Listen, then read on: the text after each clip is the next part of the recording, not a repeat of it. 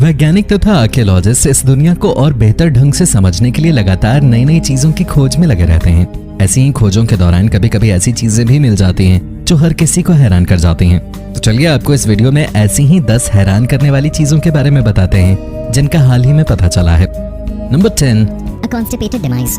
Texas शहर में खुदाई के दौरान 1000 से 14 साल पुराना एक कंकाल मिला। इस कंकाल की जब जांच की गई तो पता चला कि इस कंकाल के शरीर में अभी भी भोजन का कुछ हिस्सा बचा हुआ था जो उसने अपनी जिंदगी में खाया था। जांच में पता चला कि जिसका ये कंकाल था वो आंतों से जुड़ी एक बीमारी मेगाकोलोन से ग्रसित था। इस बीमारी में आंतों में सूजन हो जाता है। ये सूजन कब्ज की वजह से होता है। उस व्यक्ति के पेट से जो अवशेष प्राप्त हुआ उससे पता चला कि इसने बहुत ज्यादा मात्रा में टिड्डों को खा लिया था। इसे उसका शरीर पचा नहीं पाया।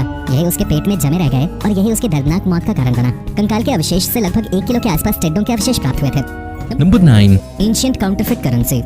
आज के समय में जाली या नकली नोटों का कारोबार काफी बड़े स्तर पे फैला हुआ है, लेकिन आपको ये जानकर हैरानी होगी कि जाली पैसों का खेल आज से नहीं बल्कि हजारों साल पहले से खेला जा रहा है। चांदी के सिक्कों की खोज 1200 BC से पहले की गई थी। इसराइल के आसपास वाले क्षेत्रों में उस समय चांदी बेहद कम मात्रा में मिलता था। उस समय चांदी के सिक्कों का चलन था और चांदी बहुत कीमती माना जाता था। ऐसे में वहाँ लोगों ने चांदी के नकली सिक्के बनाने शुरू कर दिए। इस बात का खुलासा हाल ही में हुआ है। दरअसल इसराइल के अलग अलग शहरों में खुदाई के दौरान 1200 BC के आसपास के 35 चांदी के सिक्के मिले थे।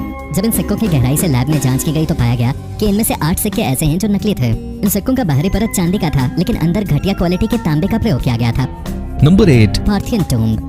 अक्टूबर 2020 में ईरान के कुर्दिस्तान प्रांत में खुदाई का काम चल रहा था। खुदाई के दौरान एक बेहद पुरानी कब्र मिली जिसमें इंसान का कंकाल था। ये कब्र लगभग 1000 साल पुरानी थी। पुरानी कब्र और उसमें इंसानी कंकाल का होना कोई नई बात नहीं थी, लेकिन इसमें जो नई बात थी वो ये थी कि कंकाल एक मिट्टी के बने विशाल जार में था। ऐसा पहली बार देखने को मिला था जब किसी को मिट्टी के बने जार में रखकर दफन किया गया था। आखिर ऐसा क्यों किया गया, इसी का जवाब ढूंढने में वैज्ञानिक लग गए। उस जार में कंकाल के साथ तलवार, छुरे समेत कई ऐसी चीजें भी थीं जिससे ये पता चला कि संभवतः ये जिसका कंकाल है वो अपने समय में सैनिक था जिसकी मृत्यु युद्ध के दौरान हो गई होगी। इसे सम्मान से अंतिम विदाई देने के लिए ही इस मिट्टी के जार का उपयोग किया गया होगा। आपको क्या लगता है? कमेंट बॉक्स में जरूर बताएं।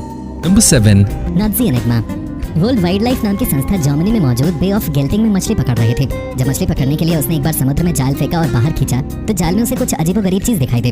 जब जाल से उसे निकाला गया तो पता चला कि ये एक मशीन है। इस मशीन को आर्कियोलॉजिक डिपार्टमेंट को सौंप दिया गया। वहाँ जांच पड़ताल से पता चला कि नाज़ी सेनाओं द्वारा उपयोग किया जाने वाला एक मशीन था। इस मशीन को एनिग्मा कहते हैं। इस मशीन का उपयोग आमतौर पर नाज़ी सेना समुद्री जहाजों से सीक्रेट मैसेज भेजने के लिए किया करते थे। माना जाता है कि ये मशीन संभवतः दूसरे विश्व युद्ध के दौरान समुद्र में समा गई थी। Number 6, number 5, germ covered art.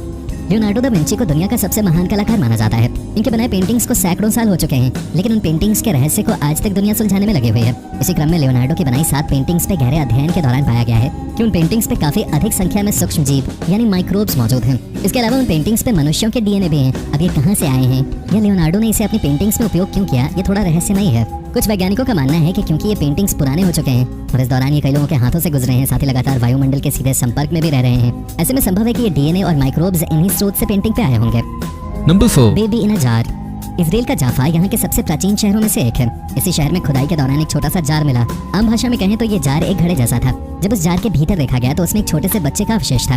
जांच से पता चला कि ये अवशेष 3800 साल पुराने हो सकते हैं। इस जार के मिलने के बाद कई तरह के सवाल उठे, क्योंकि इसराइल में किसी का भी अंतिम संस्कार इस तरह से नहीं किया जाता है। लोगों के ज़हन में ये सवाल आने लगा कि आखिर क्यों इस बच्चे को इस तरह जार में रखा गया होगा। इसराइल आर्कियोलॉजिकल डिपार्टमेंट के सदस्य भी इस बात का जवाब नहीं दे पाए कि आखिर किसी ने इस बच्चे को ऐसा क्यों रखा होगा।